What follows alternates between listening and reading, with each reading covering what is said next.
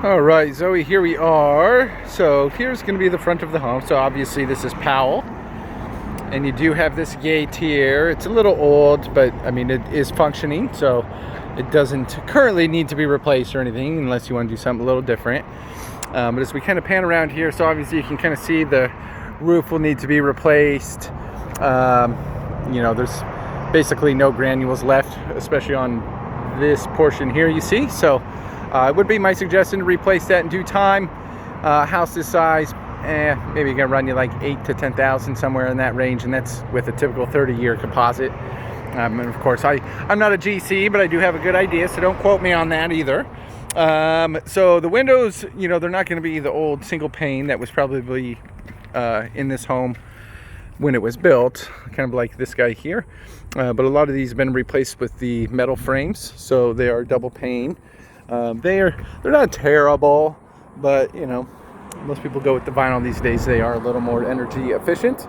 And I'm just going to come around the outside here for you. So we have a few different types of siding going on. Here we have wood composite. This looks like maybe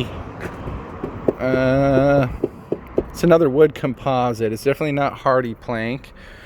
Chimney's not in bad shape, especially for the age of the home. I usually see these needing to be regrouted, which I don't feel that is the case here.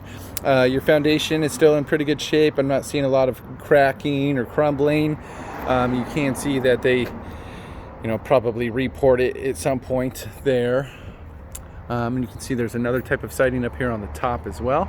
And you will notice too, as I get you inside and stuff, there's a couple windows where the seals are obviously broken. They're fogging up, so the argon gas is being released. It's just kind of your covered patio area. We'll get there. It's a little different.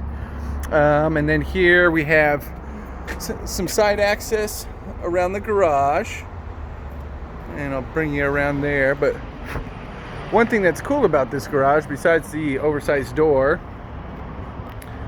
is going to be the size. So here, let's kind of give you a quick look here too.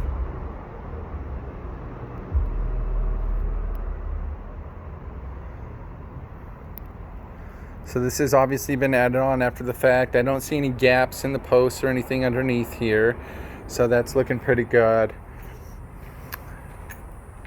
And so here, before I get you in there, let's kind of give you.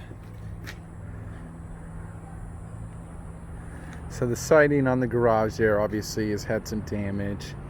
Of course, that's not really going to affect the part of the home that you'll be living in. So, you know, if that's something to request or whatnot to repair, typically we don't bother with those unless there's not really a lot going on. But this place has quite a bit. So there's going to be the back side. So you do have some room back here as well. And again, there's that back access around the corner there.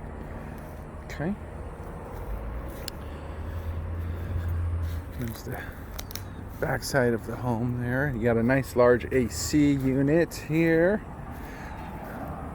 So there are some nice things that they've done to this home. You know, for instance, the AC unit, I'm sure, was not here or anything like that, obviously. But, you know, there's also some things, too, where it's done pretty shoddy, I would say. But not too hard to fix or anything, you know. Mainly just ripping out and replacing. So I feel like somebody might have been jamming out in here with their band or something, just because you've got kind of all these soundproofing items and stuff going on. There's a window back there. But I think this would be a great spot for your studio. There's definitely a lot of room in here. I mean, you could basically fit probably 6 cars in this space, easy. So kind of interesting to see. And as we come out, I'm just going to get this locked up real quick so I don't forget. And then we'll go in the back side here since I got that door open. Sorry for the shakiness while I lock this up.